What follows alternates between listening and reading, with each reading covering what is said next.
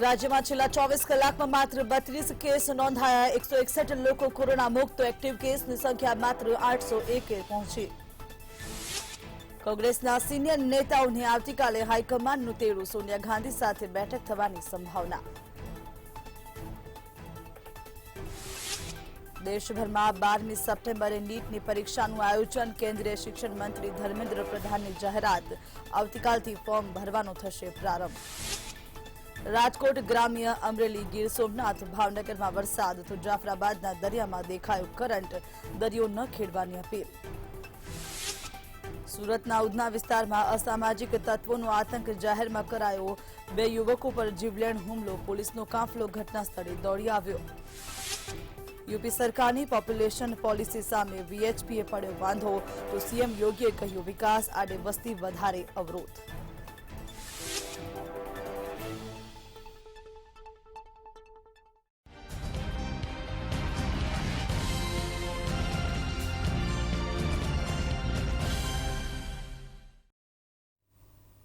નમસ્કાર સીધો સંવાદમાં આજે આપની સાથે હું છું બિનલ જોશી જે રીતે યુપીની અંદર હાલ નીતિ લાવવા પર સરકાર કામગીરી કરી રહી છે રાજ્ય સરકાર તેને લઈને વીએચપી વાંધો ઉઠાવી રહી છે સરકારનું કહેવું છે કે વસ્તી વધારો એ વિકાસને આડે આવી રહ્યું છે વસ્તી વધારે છે માટે વિકાસ ઝડપી નથી થઈ રહ્યો વીએચપીનું કહેવું છે નીતિ લાવવામાં આવે પરંતુ એક બાળક નહીં 2 બાળક એટલે કે અમે 2 અમારા 2 એ આદર્શ કુટુંબ છે એને લાગુ કરવામાં આવે તમામ લોકો આક્ષેપ પ્રત્યાક્ષેપ કરી રહ્યા છે આને લઈને સરકાર વિચારણા કરી રહી છે યુપીને જોતા હવે અન્ય રાજ્યો પણ આને લઈને વિચારણા કરી રહ્યા છે કે વસ્તી વધારાને રોકવા માટે ચોક્કસથી નીતિ લાવવી અતિ આવશ્યક છે તેવામાં વિકાસ આડે વસ્તી એ જ મુદ્દે આજે આપણે ચર્ચા કરીશું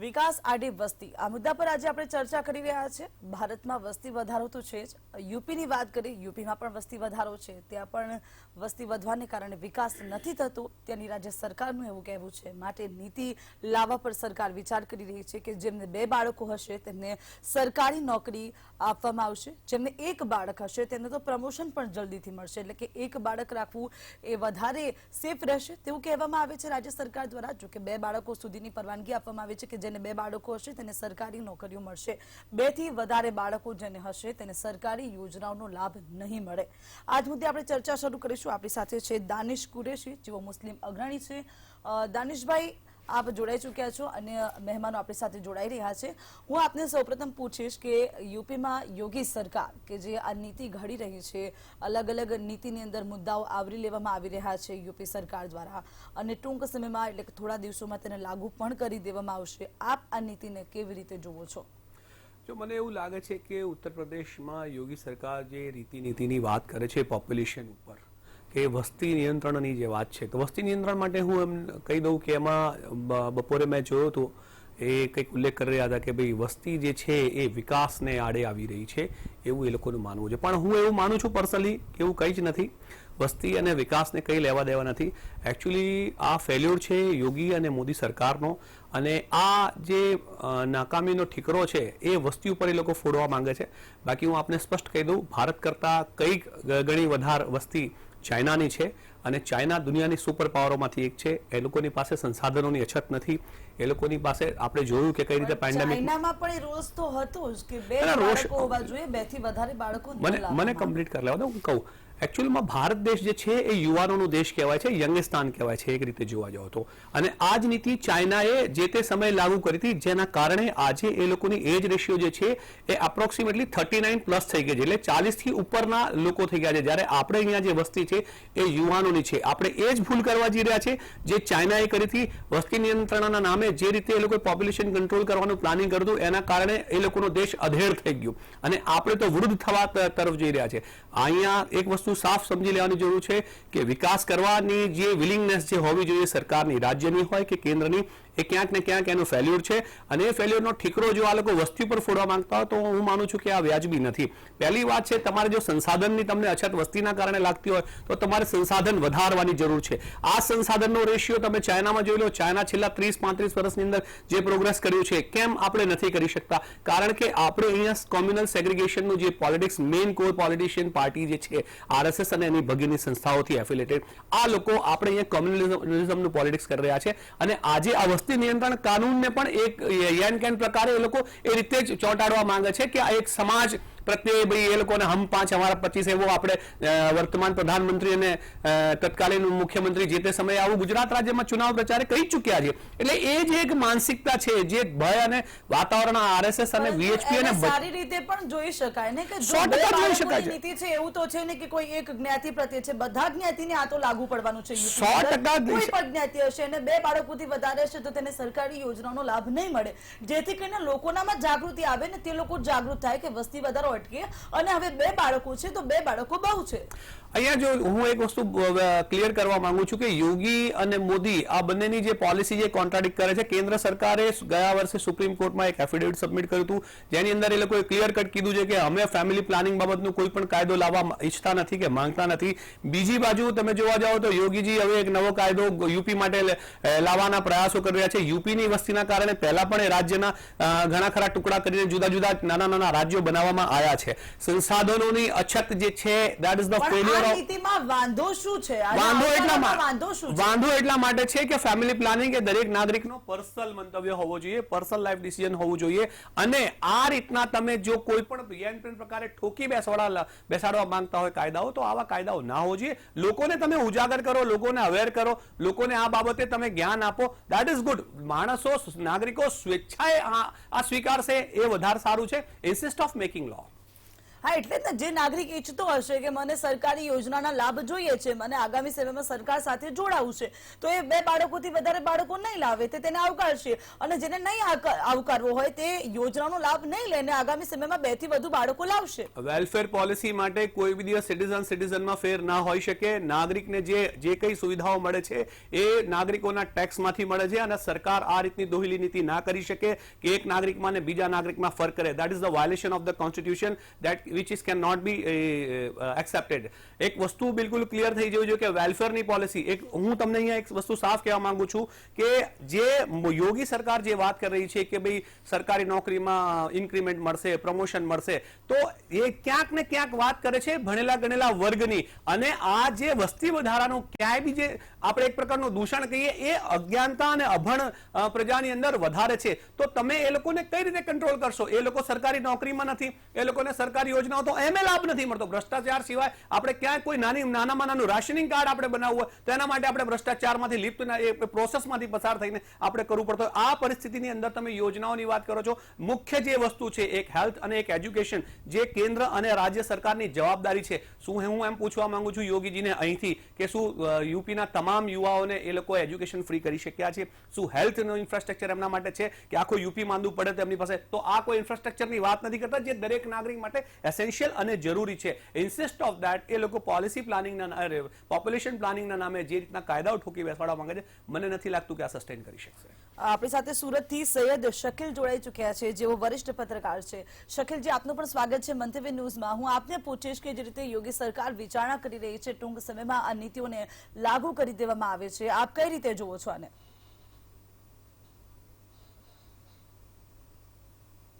બેઝિકલી વસ્તી વિસ્ફોટ એ આખી દુનિયાનો પ્રશ્ન છે. નોટ એટલો કે ભાઈ ભારત દેશ માટે, આપણે બધા આજુબાજુ એશિયા ખંડ, પેસિફિક મહાસાગર, આફ્રિકા ખંડ બધી જ જગ્યાએ જોઈ છે.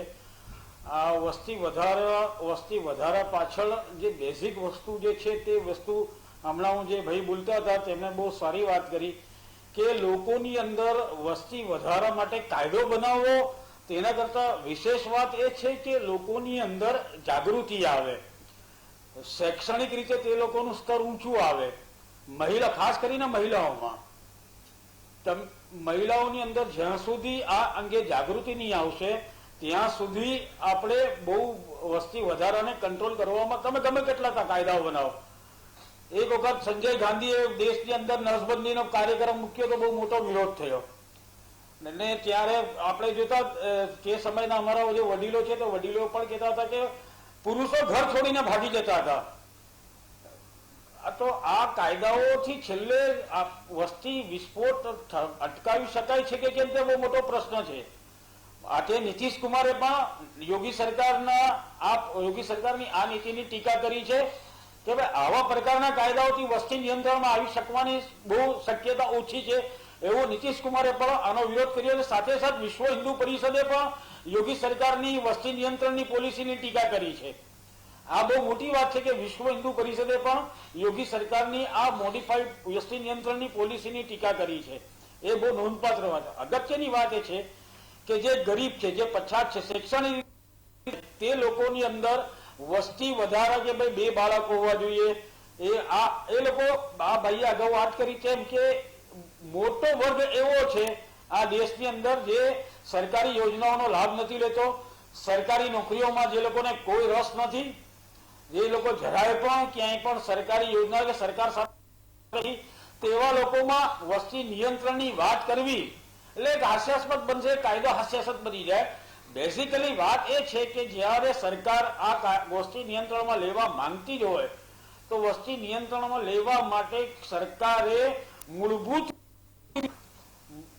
ખરેખર એટલે સરકાર પાસે એટલી મેકેનિઝમ છે કે સરકાર એક કાયદા ઉપર કે કાયદો બનાવીને એને કંટ્રોલમાં લે તેના કરતા મહિલાઓમાં ને ખાસ કરીને આવનારી પેઢીમાં જી સૈયદજી, આપે કહ્યું કે મહિલાઓમાં જાગૃતિ લાવે, પરંતુ ઘણી એવી જ્ઞાતિઓ છે, ઘણા એવા જિલ્લાઓ છે, એની વાત કરીએ આપણે કે જ્યાં મહિલાઓ નથી ઈચ્છતી હોતી કે તેમનું 3જું કે 4થું બાળક આવે, પરંતુ તેમ છતાં પણ દીકરાની લાલસાએ તેમની પાસે બાળકો લવડાવવામાં આવતા હોય છે. એટલે એ પણ જરૂર નથી. ઘણી મહિલાઓ જાગૃત છે તેમ છતાં પણ તેમને બળજબરીપૂર્વક બાળકો લાવડાવવામાં આવતા હોય છે. તેને લઈને પણ વાંધો છે. વીએચપીએ જે વાંધો ઉઠાવ્યો છે, વીએચપીનું કહેવું છે કે આ કાયદાને કારણે જ્ઞાતીય અસંતુલન ઊભું થશે કે જેને કારણે આગામી સમયમાં એવું થશે કે અમુક જ્ઞાતિઓની વસ્તી વધી જશે, અમુક જ્ઞાતિની ઘટી જશે. કેમ કે અમુક જ્ઞાતિઓ છે જે નથી માનવાની, અમુક માનવાની છે. કોઈકનું પોતાનું મંતવ્ય હોય કે ભાઈ મારે સરકારી યોજનાનો લાભ નથી જોઈતો, મારે બાળકો લાવવા છે. એટલે આને લઈને પણ પ્રશ્ન છે. વીએચપી આજ વાંધો ઉઠાવ્યો છે. દાનિશભાઈ, આપ કહી રહ્યા હતા કે આપને પણ પૂછીશ કે જે રીતે કહેવામાં આવે છે કે ઘણું એવું મહિલાઓ હોય છે કે જે નથી ઈચ્છતી હોતી કે તેમનું 3જું કે 4થું સંતાન આવે, તેમ છતાં પણ તેમની પાસે બળજબરીપૂર્વક લાવડાવવામાં આવતું હોય છે. એક્ઝેક્ટલી, હું તમારી વાત સાથે સંમત છું, પણ હું આના માટે પણ જવાબદાર દરેક વખતની સરકારને, હું એક કોઈ વ્યક્તિગત પાર્ટીની વાત નથી કરતો, હું દરેક સરકારની વાત કરું છું કે આપણે ક્યાંક ને ક્યાંક ઉણા ઉતર્યા છે દીકરો અને દીકરીમાં સમાનતા લાવવા માટે. એટલા માટે આજે આપણે 21મી સદીમાં પહોંચ્યા પછી પણ એટલે તો યોગી સરકાર આ રૂલ્સ લાવશે કે 2 જ બાળકો, કે જો જેને પહેલી 2 દીકરી આવી ગઈ તો પછી એને ચિંતા જ નથી. તો ક્યાંક આને આપણે સકારાત્મક રીતે પણ જોઈ શકીએ ને. વાત સકારાત્મક રીતની વાત નથી. હું જે કહેવા માંગુ છું, આપ કદાચ એ વસ્તુને અહેસાસ કરો છો કે નથી મને ખ્યાલ નથી આવ્યો, પણ હું એમ કહેવા માંગુ છું કે કદાચ આ પોપ્યુલેશન પોલિસીને અત્યાર સુધી કોઈ ઇન્ટરનેશનલ ઇન્સ્ટિટ્યૂટ કે કોઈ નેશનલ ઇન્સ્ટિટ્યૂટે એવો કોઈ ઓબ્ઝર્વેશન નથી કર્યો કે ઉત્તર પ્રદેશની અંદર વસ્તી વિસ્ફોટ થઈ રહ્યું છે. ક્યાંય મને સવારથી હું સર્ચ કરું છું, મને ક્યાંય કોઈ રિપોર્ટ મળ્યો નથી કે એક સિંગલ ઇન્સ્ટિટ્યૂટે ક્યાંય કીધું હોય કે ભાઈ વસ્તી વિસ્ફોટ થઈ રહ્યું છે. એટલે જન્મદર જે પ્રમાણનું છે રૂટીનમાં કદાચ એ પ્રમાણે છે. નો ડાઉટ આપણું પોપ્યુલેશન વિશ્વમાં બીજા નંબરનું છે, એ આપણે માનીએ છીએ, એમાં બે મત નથી, પણ એનાથી પણ પ્રાયર વસ્તુઓ ઉત્તર પ્રદેશમાં લેવાની જરૂર છે. એ બધું જ પડતું મૂકી અને આ રીતની પોપ્યુલેશન પોલિસી ઉપર કોન્ટ્રાડિક્ટ પોલિટિક્સ કરવાની જે પોલિસી યોગી અને મોદી સરકારની જે છે એની સામે વીએચપીએ વાંધો ઉપાડ્યો છે. પોપ્યુલેશન ડેટા રાખનારી પૂનમ મેડમે વાંધો ઉપાડ્યો છે અને ઘણી ખરી બીજી સંસ્થાઓએ પણ વાંધો ઉપાડ્યો છે. કારણ કે ફેમિલી પ્લાનિંગ ઇઝ ધ એક ઇન્ટ્રીમ બાબત છે કપલનું, કે એ ડિસાઇડ કરશે કે ભાઈ કઈ રીતના કેટલા બાળક હોવા જોઈએ, કેટલું ફેમિલી હોવું જોઈએ, કઈ રીતનું હોવું જોઈએ, છોકરા કેટલા હોવા જોઈએ, છોકરી કેટલી હોવી જોઈએ. જે તમે કીધું કે સ્ત્રીઓ પર અત્યાચાર કરવામાં આવે છે કે ભાઈ 2 બાળક પછી પણ એ લોકોને ફોર્સ કરવામાં આવે છે કે ભાઈ 3જું બાળક અવતારે આમ તેમ, પણ એ જે બાબત છે એમાં હું તમને કહું કે ક્યાંક ને ક્યાંક સરકાર જે છે એ નાકામ નીવડી છે. આપણે હજી સુધી છોકરા અને છોકરીમાં, દીકરો અને દીકરીમાં સમાનતા લાવી નથી શક્યા. એના કારણે સરકારનો વાંક કાઢીએ છીએ કે એમાં સરકાર ઊણી ઉતરી છે. બીજી બાજુ આપણે એમ કહીએ છીએ કે સરકાર આવા કોઈ રૂલ્સ આવે તો એ રૂલ્સ ન લાવવા જોઈએ, એના કારણે અમને અસર થાય છે. તો હવે સરકારે શું કરવું? સરકારે અવેરનેસ પ્રોગ્રામ ચલાવવાની જરૂર છે, અવેરનેસ મુવમેન્ટ ચલાવવાની જરૂર છે અને અવેરનેસ મુવમેન્ટ થી જ આનો નિરાકરણ આવશે. બાકી જો કોઈ એમ સમજતું હોય કે સરકારી યોજનાનો લાભ આપીને કે સરકારી યોજનાઓ ખેંચી લેવાના, તો વેલફેર જે પોલિસીઝ છે કોઈ પણ સ્ટેટની એ કોઈ પણ નાગરિકને આપતા રોકી શકાય નહીં. યોગીજી એ વસ્તુ સમજતા નથી, કારણ કે એ ધારાશાસ્ત્રી તો છે નહીં. એક સમય હતો એમણે પોતાની વિરુદ્ધમાં જેટલા કેસીસ હતા આર્મ્સ એક્ટના ને બધા પણ વિડ્રો કરવાનો પ્રપોઝલ મૂક્યો હતો. પછી ઇન્ડિયન એડમિનિસ્ટ્રેટિવ સર્વિસીસના જે અધિકારીઓ હતા એમણે કીધું કે આવું ના થઈ શકે. એટલે એમની પાસે તો જ્ઞાન છે જ નહીં. પણ એમની જે આઈએસ લોબી છે એમને જે those who are the custodian of the constitution, એની આજુબાજુના જે આઈએસઓ છે, જે મુખ્ય સચિવો છે ઉત્તર પ્રદેશના, જે કોન્સ્ટિટ્યુશનના કસ્ટોડિયન છે, એમને એ સમજાવવું પડશે કે આ એક ફેમિલીનું જે પ્લાનિંગનું આખું પ્રોગ્રામ છે, એક કપલનું પ્રાઇવેટ પ્રોગ્રામ છે, એમને ડિસાઈડ કરવા દો, એમને તમે સમજાવો. પણ કાયદો બનાવીને થોપી દેવાથી શું આપણે મહિલા શોષણની વિરુદ્ધમાં આટલા બધા કાયદાઓ લાયા, શું એ કાયદાઓથી શું એનું અસર ઓછી થઈ ગઈ છે? નથી થઈ. લોકોની અંદર કાયદાનો ખોફ નથી રહ્યો, કારણ કે ભ્રષ્ટાચાર એટલી એની ઉપર ટોપ ઉપર છે. એનું કારણ છે કે આજે પણ મહિલા એમ્પાવરમેન્ટના આટલા બધા પ્રોગ્રામ હોવા છતાં, આટલા બધા કાયદા હોવા છતાં પણ રોજે રોજ મહિલા ઉત્પીડનના ફરિયાદો નોંધાય છે. તો એનાથી આપણે શું એ લેવાની જરૂર છે? એ જ કે જી સૈયદજી, આપને પૂછીશ, દાનિશજીનું તો કહેવું છે કે કાયદો લાવવાથી કંઈ નહીં થાય, કે કાયદાની કોઈ અસર નથી, કોઈ પાલન કરશે નહીં. અન્ય કાયદાઓ પણ આપણા દેશમાં ઘણીવાર બનેલા છે જેનું પાલન નથી કરવામાં આવતું. આપને પૂછીશ સૈયદજી કે આગામી આ કાયદો જો યુપી સરકાર લાવી દેશે અને ત્યારબાદ અન્ય રાજ્યો પણ તેને લઈને વિચારણાઓ કરી રહી છે, એટલે શું આ કાયદાથી વસ્તી નિયંત્રણ થશે, લોકો જાગૃત થશે ખરા?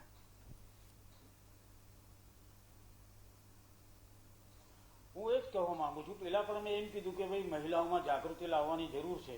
મૂળભૂત વાત એ છે કે ભાઈ આ ઘરની અંદર ધારો કે 2 છોકરી આવી ગઈ, 2 છોકરા આવી ગયા. આપણે ઘણી બધી ફેમિલી એમ જોઈએ છે કે ભાઈ 2 છોકરી આવી ગઈ તો છોકરાની લાલસામાં ત્રીજું સંતાન આવે. જો ત્રીજું સંતાન નહીં આવે તો મેં તો ઘણા બધા મારી આજુબાજુમાં પણ છે કે છોકરો નથી તો એ 5 દીકરીના પિતા પણ બની ગયા, એવો મારા મિત્ર વર્તુળમાં પણ છે. એ છોકરાની જે લાલસા છે તે લાલસા એટલી બધી તીવ્ર છે, આજે પણ તીવ્ર છે. એ ગ્રંથિ હજી બદલાઈ નથી લોકોમાં. લોકોની કોઈ જરાક પણ ગ્રંથિ કે માનસિકતા બદલાઈ નથી. એ માનસિકતા બદલવાની બહુ જરૂર છે આજે પણ. કે ઇક્વલિટી એટલે શું? આ જન્મના દરમાં મહિલાઓનો જન્મનો પ્રમાણ વધારે છે, પુરુષોનું પ્રમાણ ઓછું છે. આવી સ્થિતિમાં કાયદો નો ડાઉટ લાવો, કાયદો લાવીએ. આપણે કાયદાને આવકારીએ, ચલો એક વખત માની લઈએ કે આપણે કાયદો આવે, બીજી રાજ્ય સરકાર આવે કે ઇવન દો કે ગુજરાત સરકાર પણ આવો કાયદો લાવે. ગુજરાતમાં કે અત્યારે એનો એક ભાગ ઇમ્પ્લિમેન્ટમાં છે કે ભાઈ અહીંયાની સ્થાનિક સ્વરાજ્યની ચૂંટણીમાં 1 કરતા વધુ બાળકો તેને કન્ટેસ્ટ નથી કરવા દેતા. ગુજરાતની અંદર પહેલાથી ઇમ્પ્લિમેન્ટ છે. આપણે આ જોઈએ, આપણે છેલ્લા 15-20 વર્ષથી આપણે જોઈ રહ્યા છીએ સ્થાનિક સ્વરાજ્યની ચૂંટણીમાં કે જે લોકોના 3 બાળક છે, એક જ માતાથી 3 બાળક થયેલા હોય તે ચૂંટણી નથી લડી શકતા. આપણો કાયદો છે. પણ થઈ રહ્યો છે કે ઘણા બધા ઉમેદવારો આવી રીતે ત્રીજું બાળક હોવા છતાં એને છુપાવ્યું તો ગેરલાયક ઠર્યા. પણ આપણે ગુજરાતમાં જુઓ, એના પછી પણ પોપ્યુલેશન ઘટ્યું નથી, વસ્તી ઘટી નથી. આજે ગુજરાતની વસ્તી જે આપણે 25-30 લાખ કહેતા હતા, 4.5 કરોડની કહેતા હતા, તે આજે 5.5-6 કરોડ ઉપર પહોંચી ગઈ છે. તો હું એમ જ એક જ વસ્તુ પર બહુ સ્પષ્ટપણે ભાર મૂકીશ કે જે શૈક્ષણિક રીતે પછાત છે,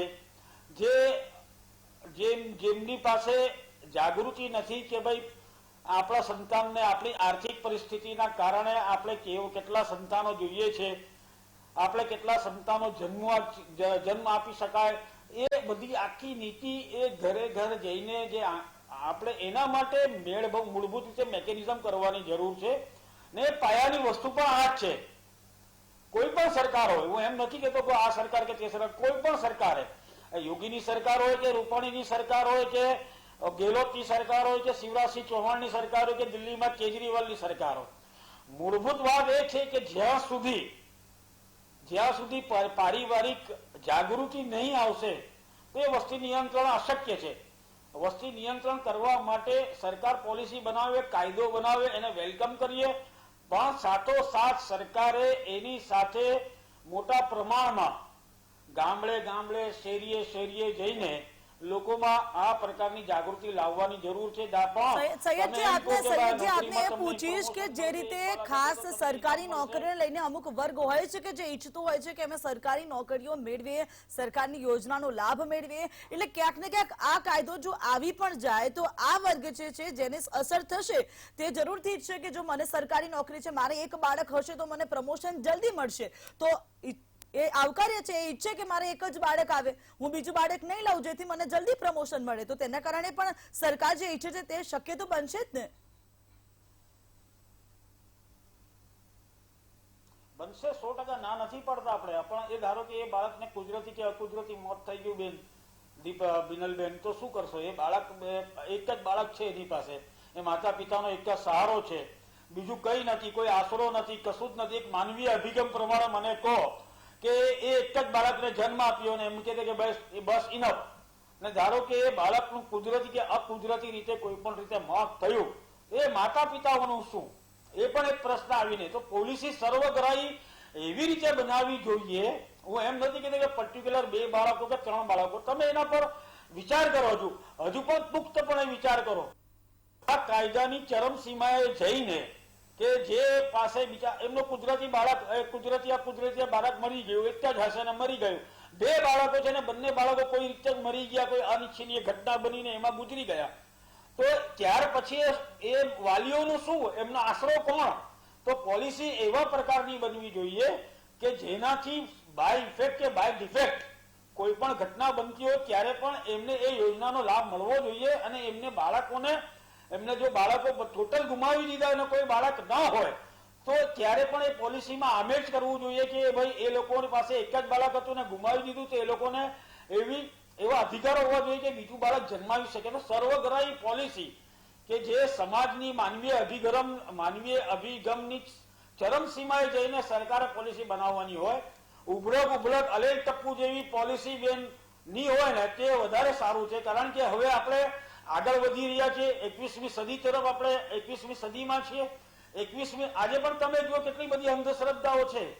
નાના નાના ગામોમાં આપણે જઈએ જ્યાં જે 200 500 ઘર છે ને, ત્યાં આપણે વિચાર નથી કરી શકતા કે ત્યાંની માનસિકતા શું છે, સાસરિયાની માનસિકતા શું છે, પિયરિયાની માનસિકતા આપણે નથી કલ્પી શકતા કે ત્યાં પરિસ્થિતિ શું છે. આપણે ત્યાં જઈને પેલા સરકાર અભ્યાસ કરવો જોઈએ. પોલિસી બનાવે ના ભાવ, આપણે ના નથી પાડતા, પોલિસી બનાવે, કાયદો બનાવે ના નથી પાડતા, પણ પેલા અભ્યાસ કરો, પુખ્તપણે અભ્યાસ કરો ને માનવીય અભિગમ સાથેનો અભ્યાસ. દાનિશભાઈ આપને પૂછીશ કે જે રીતે આપણે ચર્ચા બની ગયું. દાનિશભાઈ આપને પૂછીશ કે જે રીતે આપણે ચર્ચા કરી રહ્યા છીએ સમગ્ર, ખાસ જે રીતે આપણે કહ્યું વીએચપી એ વાંધો ઉઠાવ્યો છે, વીએચપી નો એવો વાંધો છે કે જો આ નીતિ અમલી બની જાય તો આગામી સમયમાં જે વર્ગ આ નીતિને નથી માનતો તેને કારણે જ્ઞાતીય અસમાનતા ઊભી થઈ શકે છે. આપ સહમત છો કે નહીં? જો આની અંદર એક વસ્તુ બિલકુલ ક્લિયર કહી દઉં બેન કે વીએચપી નો જે વાંધો છે ને એ બહુ સાંકેતિક વાંધો છે, અને હું સ્પષ્ટ વાત કરવા માટે જાણીતો છું. દાનિશ કુરેશી એ બાબતે બહુ જ વિખ્યાત અને પ્રખ્યાત છે. હું અહીંયા બહુ બિલકુલ ફ્રી એન્ડ ફ્રેન્ક વાત કરીશ. વીએચપીએ બહુ જ ચાલાકી સાથે વાંધો ઉપાડ્યો છે કે 1 બાળકની પોલિસી અને 2 બાળકની પોલિસી. તમે જુઓ આઝાદી પછી આ દેશની અંદર લઘુમતી સમાજની આપણે વાત કરીએ તો સચ્ચર કમિટીનો રિપોર્ટ જે હતો 2006 એ આઈનો બતાવી દીધો છે કે મુસ્લિમ સમાજને કે લઘુમતી તો હું બિલીવ નથી કરતો, રિલીજિયસ માઇનોરિટીને ક્યાં મૂકી દીધું છે. હવે સરકારી નોકરીની અંદર જે લોકો છે એ લોકો સમાજના મેક્સિમમ એ લોકો છે, અને એ સિવાયના લોકો છે જેમને એ લોકો સરકારી નોકરીમાં ઈચ્છતા નથી. હવે સરકારી નોકરીમાં રહેનારા લોકોનું જ્યારે પોપ્યુલેશન ઓછું થઈ જશે તો બટ ઓબ્વિયસ છે કે આપણું દેશ ડેમોક્રેટિક સિસ્ટમમાં બિલીવ કરે છે, અને એના જ કારણે યોગીની આ પોલિસીની સામે વીએચપીએ વાંધો લીધો છે. કારણ કે રિલીજિયસ માઇનોરિટી, એસસી, ઓબીસી અને એસટી આ લોકોને સરકારી કોઈ જ યોજનાનો લાભ મળતો નથી. એ લોકોનો ફંડ, ગુજરાતની અગર જો આપણે વાત કરીએ તો એસસી નું ફંડ બીજે વપરાય છે, એસટી સમાજની જમીનો ઝૂંટવી લેવાય છે, ઓબીસીને કંઈ અપાતું નથી, રિલીજિયસ માઇનોરિટીની સ્થિતિ આટલી ખરાબ છે. તો આની સામે જે વાંધો છે મને એવું લાગે છે કે વીએચપીએ બહુ ચાલાકી સાથે જી વીએચપી થી આપણી સાથે હિતેન્દ્ર રાજપૂત જોડાઈ ચુક્યા છે. જી હિતેન્દ્રજી, આપનું સ્વાગત છે મંતવ્ય ન્યૂઝમાં.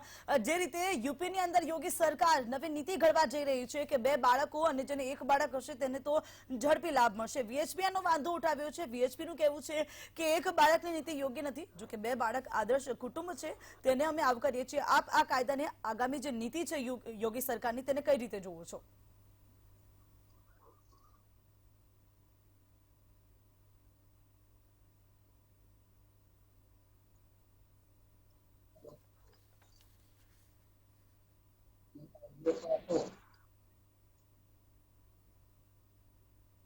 જી હિતેન્દ્રજી,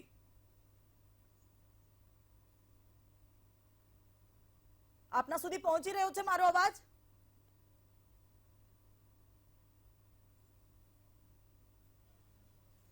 તો દાનિશભાઈ, આપણે જે રીતે ચર્ચા કરી રીતે વીએચપી ના નેતા પણ આપણી સાથે જોડાઈ ચૂક્યા છે. આપનું કહેવું છે કે વીએચપી અલગ દ્રષ્ટિએ જોવે છે ને અમે અલગ દ્રષ્ટિએ, પરંતુ ક્યાંક ને ક્યાંક વીએચપી નું જે કહેવું છે એ પણ ક્યાંક સત્ય જોવા મળી રહ્યું છે. કેમ કે જો આ કાયદો, આ નીતિ આવી જાય તો અસમાનતા જરૂરથી જોવા મળશે, અસંતુલન જરૂરથી દેશની અંદર જોવા મળશે.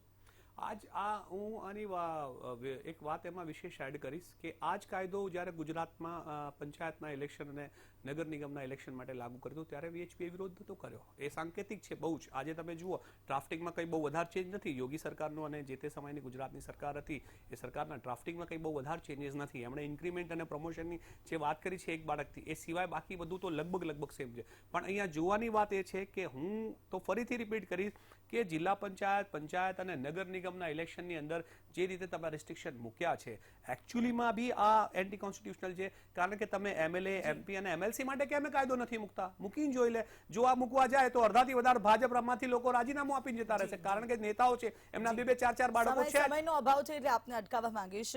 હિતેન્દ્ર રાજપૂત જી, હિતેન્દ્રજી, આપને પૂછીશ કે યુપીની અંદર નવી નીતિ, વસ્તી નિયંત્રણને લઈને નવી નીતિ યોગી સરકાર લાવવા જઈ રહી છે, તેને લઈને વીએચપીએ વાંધો ઉઠાવ્યો છે. આપ શું કહેશો?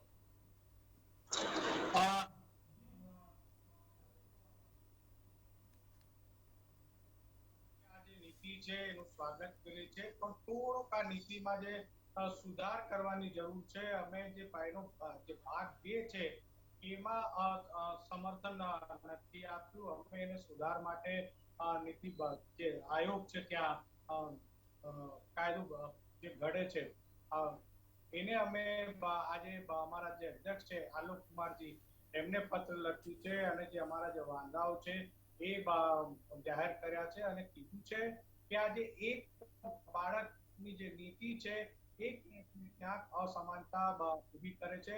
અને આપણે જે ભૂતકાળમાં જે ચીન ભોગવી ચૂકી છે, ચીન સાથે જે ઘટના ઘટી ચૂકી છે, જે કે એકાએક એને પોતાની નીતિ જે બદલવી પડી, એ પરિસ્થિતિ ઊભી ના થાય એના માટે અમે આ જે વાંધો છે એ લીધો છે. અને ભૂલ બીજાથી શીખી લેવાય એમાં જ શાણપણ કહેવાય, ન કે આપણે કરીએ ભૂલ અને પછી સુધારવા જઈએ. એક તો અસમાનતા પણ થઈ રહી છે. અમે આ જનસંખ્યા જે વિસ્ફોટ છે એને સ્થિર કરવા માંગીએ છીએ, એને ઘટાડવા નથી માંગતા. આ એકદમ જે નીતિ છે એનાથી એકદમથી અસમાનતા આવશે, સામાજિક જે અસંતુલન છે એ બગડશે. એટલે અમે આ જે સુધારો છે એમાં યોગી સરકારને મોકલ્યો છે અને માંગ કરી છે કે આ સુધારા સાથે આ નીતિ ફરીથી રિવાઇઝ કરવામાં આવે. દાનિશભાઈ, આપે તો ખુશ થવું જોઈએ. વીએચપી આપની સાથે સહમત છે કે ચીને જે ભૂલ કરી છે એ ભારતે ન કરવી જોઈએ. અરે વીએચપી ની જે જેન્યુઇન પોલિસી સામે તો વીએચપી તો શું, કોઈની બી જેન્યુઇન પોલિસી સામે અમને ક્યારે કોઈ વાંધો હતો નહીં ને છે જ નહીં. હું તો ખાલી મારા મિત્રને એટલું જ પૂછવા માંગીશ કે મોટા મોટા હિન્દુવાદી નેતાઓ મોહન ભાગવતજીએ, સાક્ષી મહારાજજીએ, યતિ નરસિંહાનંદજીએ જે કીધું છે કે હિન્દુઓ 10-10 ને 25-25 બાળક પેદા કરે, એની પર વીએચપી નું શું સ્ટેન્ડ છે? થોડુંક એ બી ક્લિયર કરો. વીએચપીએ સ્પષ્ટ કહ્યું છે કે અમે નીતિને આવકારીએ છીએ. એક બાળકની જે નીતિ છે તેને નહીં, 2 બાળકો આદર્શ કુટુંબ છે તેવું વીએચપી નું સ્પષ્ટ કહેવું છે. સમયનો અભાવ છે. આપ ત્રણેય મહેમાનો અમારી સાથે જોડાયા, ચર્ચા કરી તે બદલ આભાર. વિકાસ આડે વસ્તી, આજે સીધો સંવાદમાં આ મુદ્દે આપણે ચર્ચા કરી, આપણે તમામના મંતવ્યો લીધા. જે રીતે આ નીતિ છે તેને લઈને વિચાર કરવો જોઈએ, અતિ આવશ્યક છે. કેમ કે એક બાળકને લઈને અને 2 બાળકને લઈને જે લોકો છે તેમને જલ્દીથી લાભ મળશે તેવી લોભામણી નીતિ તો કહી શકાય, પરંતુ ભવિષ્યમાં તે આડઅસર કરી શકે છે, ભવિષ્યમાં તેને લઈને નુકસાન થઈ શકે છે. માટે આને લઈને વિચારણા કરવી એ અતિ આવશ્યક છે. સીધો સંવાદમાં અત્યારે બસ આટલું જ. મને રજા આપશો. આપ જોતા રહો મંતવ્ય ન્યૂઝ અને લોગ ઇન કરો www.mantavynews.com પર. નમસ્કાર.